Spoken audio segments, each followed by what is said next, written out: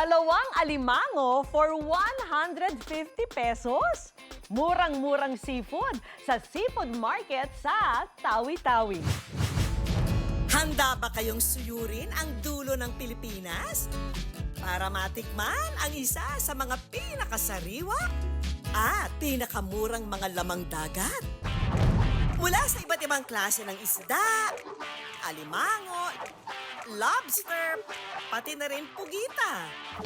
Dito, pasok ang seafood cravings mo. Na tiyak, hindi ka uuwing sawi. Welcome to Tawi-Tawi!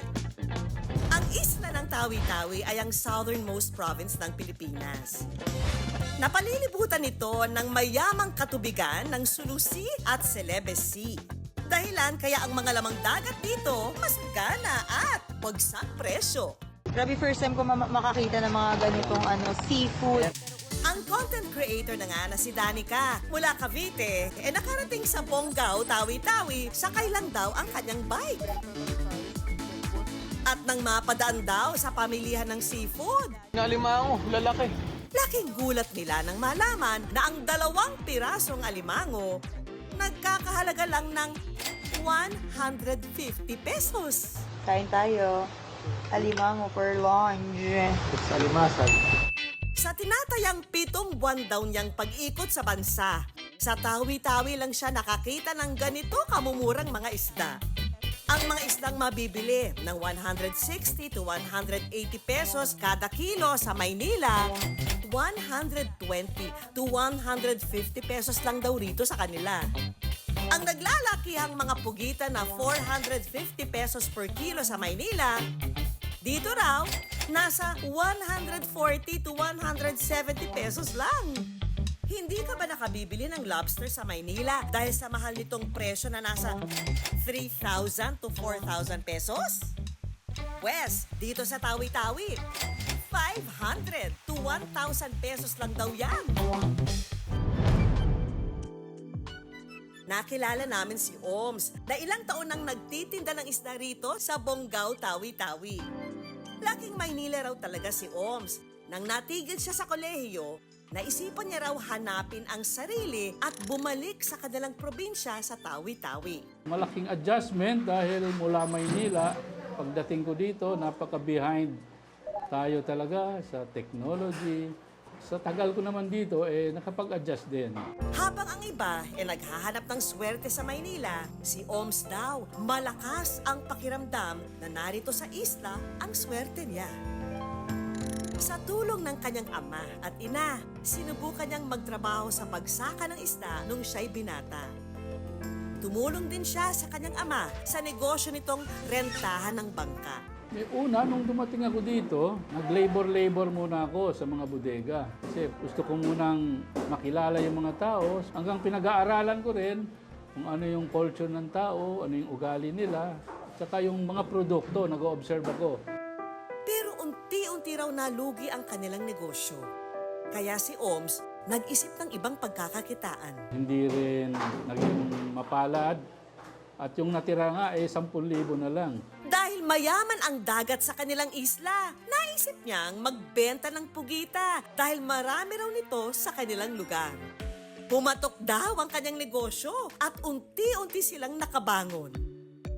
Pero sa di inaasahang pagkakataon, nagkaroon ng issue na dayaan ng timbang sa mga tindahan ng pagkaing dagat sa lugar nila.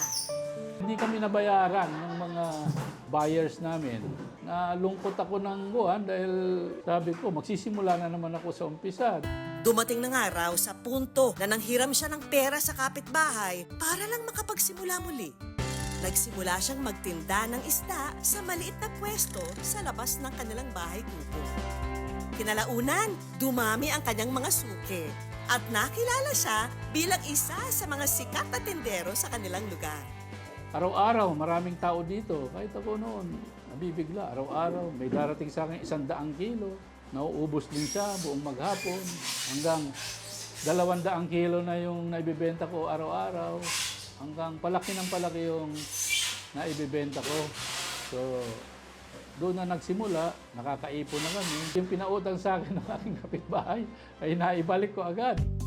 naibalik na rin niya ang kalakasan ng panindang pugita noon. At isa pa raw sa mga pinapakyaw sa kanya ngayon ay ang lobster. Dahil maraming tumatangkilik sa kanyang paninda, umaabot lang naman ng 6,000 hanggang 10,000 pesos kada araw ang kita niya. Ang dating nakatira sa bahay kubo, ngayon meron ng 3-story na bahay. May sariling bodega na bagsakan ng isda. May sariling mga tauhan. At higit sa lahat, nakakapag-ship na ng isda sa iba pang parte ng Pilipinas. Isa rin yun sa major accomplishment ko na naidulot ko din dito sa Bungaw dahil naka-open ako ng employment sa mga tao rito. Sa sipag at tiyaga, napagtapos ni Om sa kolehiyo ang 4 na anak na ngayon ay pabang mga profesional na. At ang bunso niya, mamarcha na rin sa susunod na taon.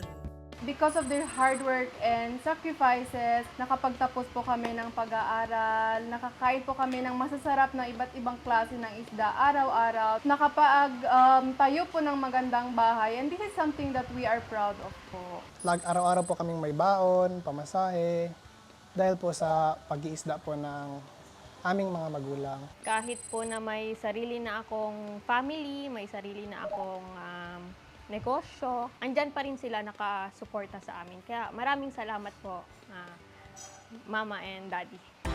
Ang asawa nga ni Oms, expert na raw sa paghahanda ng mga lutuing pugita. Ang specialty na nga niya, adobong pugita. Surpresahin natin sila, mga ma'am. Samahan naman natin siya na sorpresahin ang kanilang mga suki. Super. Yummy! Suki po ako ni Sir Omar. Palagi po ako magbibili dito ng seafoods. Since bata pang mga anak ko hanggang ngayon. So, ayun po kami bumabalik, magbili sa kanya kasi mura lang, presko pa, malinis, at minsan magbigay pa ng discount. Tunay na nga na kung ang iba sa Maynila hinahanap ang kanilang kapalaran, si Oms abay nahanap ang kanya rito sa Dalampasigan. Hindi man ako nakatapos, ay may napatunayan din ako sa sarili ko, sa pamilya ko, sa aking mga parents na disappoint ko na kayang bumangon. Sa buhay, matuto tayong sumabay sa alon. Dahil kung minsan, ang bawat hampas nito, dadalin ka tungo sa inaasam mong pag-ahon. Bida ang inspirasyon at good vibes dito sa Good News. Saan ka kayang dalhin ang iyong pagnanais na makatulong sa pamilya? Nag-decide ako na sakripisyo yung talagang bagay na kailangan nating may umalis para magkaroon ako noon ng pagkakakitaan. Makiuso tayo sa viral ngayon na Champurado. Paano kung manalo ka sa loto kagaya nito? Madalas din po ako manalo at makakuha ng 3 numero at 4 na numero. Hatid namin ang mga kwentong magpapa-good vibes sa inyo. Magandang gabi, ako po si Vicky Morales.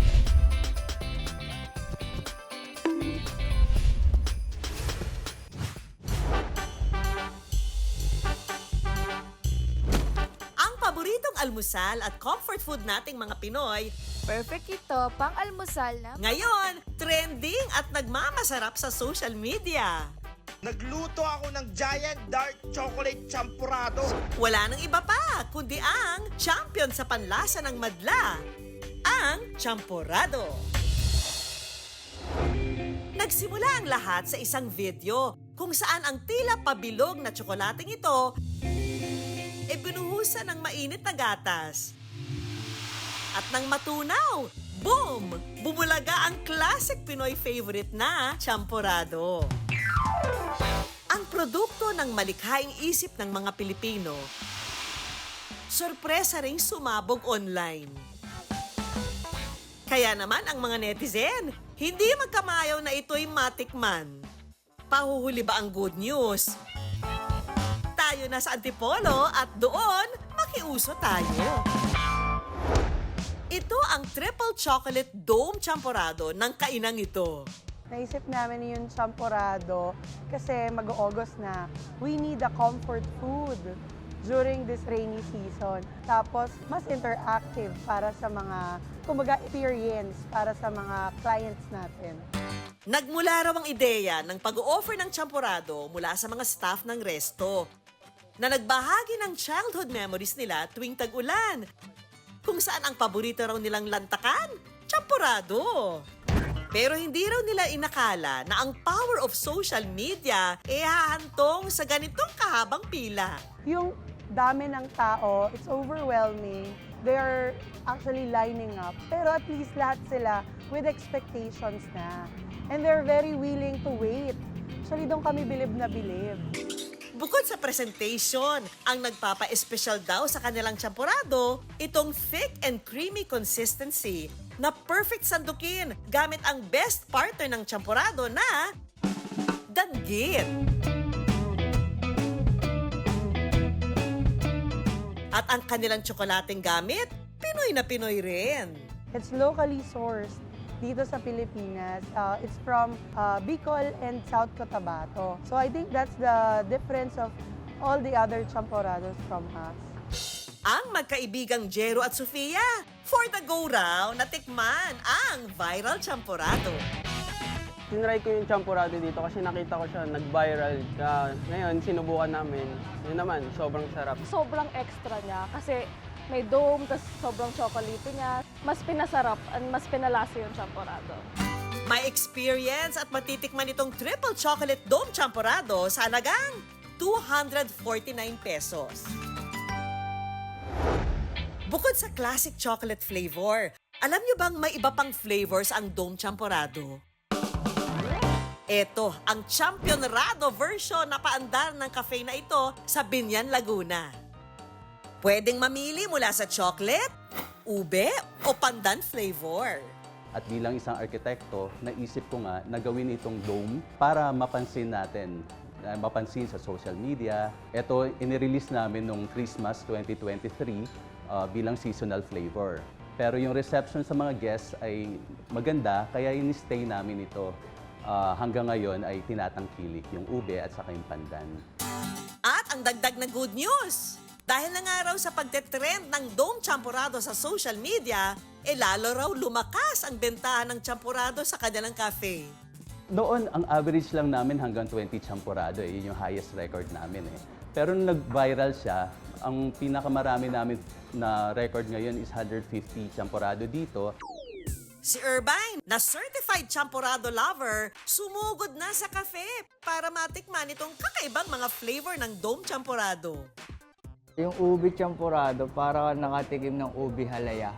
Na ubing-ubi yung pagkalasa niya. Nung natikman ko yung pandan, parang nasa birthday party ako, yung may buko pandan. Napaka-creamy niya din. Tikman ang very Pinoy ube at pandan champorado for 325 pesos. Meron din itong solo version sa halagang 199 pesos. At dahil viral online ang dome champorado, try ko gumawa ng ube champorado. Ang madla, kanya-kanya na ring upload ng kanilang bersyon ng champorado. Patikim na ba kayo ng ginataang champorado? Ang isang ito, ipinakita online kung paano lutuin ang paborito niyang champorado na ang twist, imbis na tuyo, daing na pusit ang ginamit na kakombo ng champorado. Di ba't nakakatakam? Budol is real, pero see it to believe it. Ganyan naman ang drama ng isang tindahan sa Caloocan City na hindi lang trending sa social media, abay, pinipilahan pa. Masarap na, abot kaya pa. O, anong champorado ang wagi para sa inyo? Sa panahon ngayon na kung ano-anong pagkain ang nagva-viral online, dapat daw may kakaibang gimmick ka. Pero para mapanatili ang malakas na benta, kailangan champion ito, hindi lang sa itsura, kundi pati sa lasa.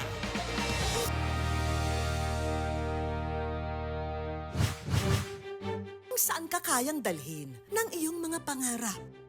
Para sa sarili man o para sa pamilya? Anumang pinagdaanan, na nagresulta sa kapansanan. Hindi ito kakulangan para maabot natin ang ating mga pangarap.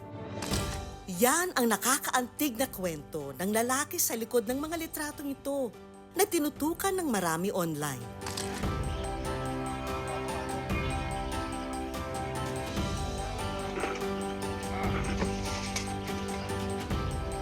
Matapos mag-viral, kamusta na kaya siya? Nakilala ng good news dito sa Libon sa Albay. Si Rolly Ronatay, 38 taong gulang at dating construction worker sa Maynila. Nag-start po ako noon magkaroon ng knowledge sa construction sa pamamagitan din po ng papa ko po. Nag-aaral pa lang po ako ng high school is nakikita ko na po yung tatay ko, tatrabaho po ng ganon. Sa tatay ko po ako na simulang nahubog noon sa karunungan pagdating po sa construction. Simula noon, sinubukan niya ang kanyang kapalaran sa Maynila. Nagsimula rin po ako noon na masukan ng boy. Iba-iba pong pabrika na pasukan ko po noon. Janitor sa ospital. Isa rin po akong construction worker noon. Yun po yung mga naging trabaho ko noon. Plano na rin daw sana niyang mangibang bansa para magtrabaho. Pero naudlot dahil sa isang hindi inaasahang pangyayari.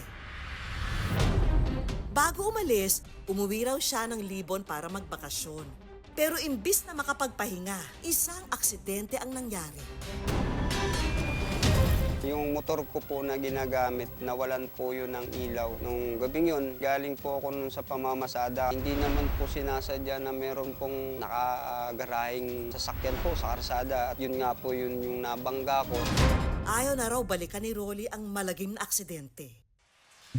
Pero ang ipinagpapasalamat niya, ang determinasyon niyang makabangon muli. Lalo pa at mag-isa na lang niyang itinataguyod ang mga anak matapos nilang maghiwalay ng kanyang asawa. Kailangan po talagang magtrabaho. Wala naman po akong pagkukunan ng pangangailangan ko ng mga panahon na yun. Para makabangon, lumuwas ulit si Rolly ng Maynila. Inisip ko po na may tatanggap po ba sa akin dahil may kakulangan na nga po ako sa physical na nyo po. Struggle din po para sa akin pagdating sa pamilya. Iiwanan ko po yung mga anak ko. Sa totoo lang po, ayaw ko po silang iwanan kasi gusto ko po na matulungan din sila. Mahirap para kay Rolly na malayo sa pamilya.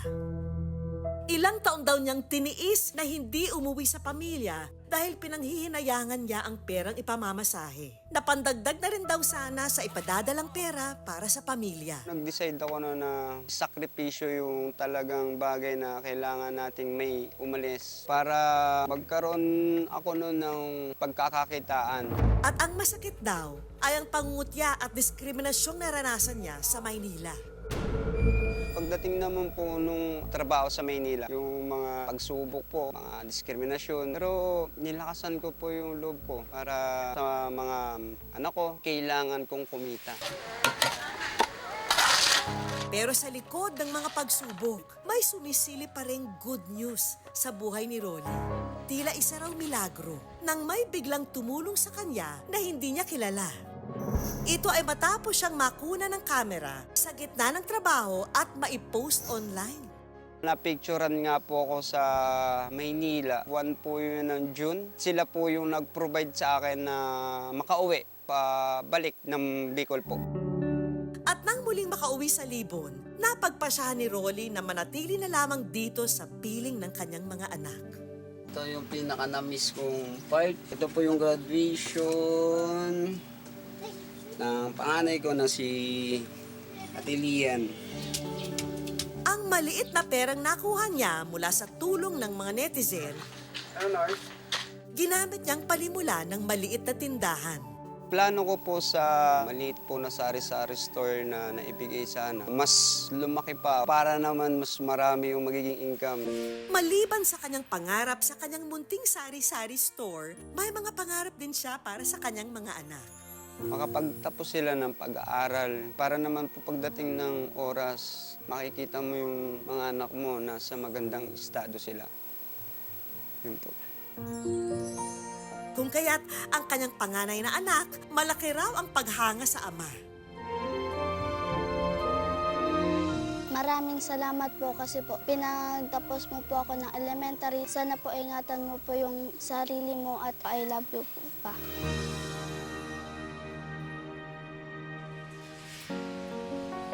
Gaano man kaabala ang mga bata sa eskwela, eto at magbabanding ang mag-aama. Kay gandang pagmasdan, ano, Rolly?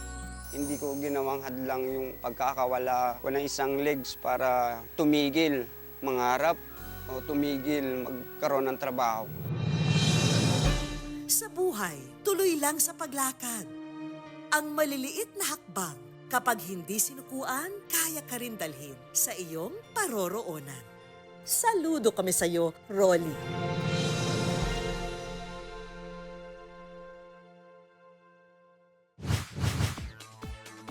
Paano kung manalo ka sa loto, kagaya nito? Nakakuha ng iba! Uy, ayaw na. Loko, grabe, grabe. Mga kapuso, pangarap nyo bang yumaman at manalo sa loto? Hi guys! Tara, kunin natin ang prize na napanalunan ko sa Grand Lotto 655. Swerte at buenas, ako sa Lucky Pick. Nitong nakaraang buwan, ang jackpot sa Grand Lotto 655 ay umabot ng... So tonight's jackpot prize has reached 204,508,450 pesos and 40 centavos. Ang good news, may tumama raw dito. Oy, Mari, may nanalo na. Oh, talaga? May nanalo na? Eh, sino kaya itong maswerteng kapuso? At magkano kaya ang kanyang naiuwi? Sa probinsya ng Eastern Samar, nakilala namin si L'Oreal, na ang hobby, tumaya sa loto. Nagsimula po akong tumaya sa loto since 28 years old ako. 5 years na po. Tumataya din po ako ng 3-digit, 2-digit, at ibang 6-digit games po. Ang kanyang goal daw kasi sa pagtaya, Kaya po ako tumataya kasi gusto ko pong manalo. Siguro naman po lahat tayo gustong yumaman. ilang beses na rin daw siyang nakakatama ng mga numero sa loto. Madalas po ako manalo ng 2-digit, 3-digit, and other 6-digit games. Madalas din po ako manalo at makakuha ng 3 numero at 4 na numero. Minsan po, 4-5, 9,000, at minsan naman po, 20 or 22,500. Pero ang pinakamalaki raw na nakuha niya, itong pinakahuli niyang napanalunan. Ang swerte mo naman, L'Oreal. Parte raw ng kanyang naiuuwi tuwing nananalo, ipinapadala niya sa kanyang pamilya na nasa Northern Samar. Bilang panganay, nakasanayan na raw niyang bahagian sila kapag may ekstrang pera. Tumutulong po ako sa tatay ko sa pagpapaaral ng mga kapatid ko, and tumutulong din po ako sa nanay at tatay ko. Yung mga nag-aaral pa po, yung isa po BS Math, yung isa naman po Bachelor in Physical Education, second year, and yung bunso po namin, grade 12.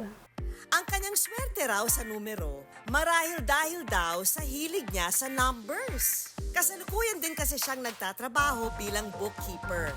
Ako po ay graduate ng Bachelor of Science in Accountancy. Feeling ko po, oo. Siguro po kasi mahilig ako sa numbers. Baka po dahil inline talaga ako sa numbers. Pero nung August 19, hindi naman daw sana siya tataya. Nung araw daw kasi na yon, naglilibot lang si L'Oreal at ang kanyang fiancé sa loob ng isang mall. Nang bigla raw, lumindol. Hindi pa sana kami aalis nun, pero dahil lumindol at yung mga tao nagpanik na, umuwi na lang kami dito sa Canavid. At pagdaan namin dyan sa, sa may Lotto outlet sa market ng Canavid, nakita ko po na malaki yung jackpot prize. Kaya po, tumaya ako. Ang jackpot prize daw ng araw na yon, tumataginting na 204 million pesos. Ang mga numerong kanyang itinaya, hindi raw mano-manong pagtatantos, kundi inasa niya sa Lucky Pick kung saan ang machine ang automatic na pipili ng numero.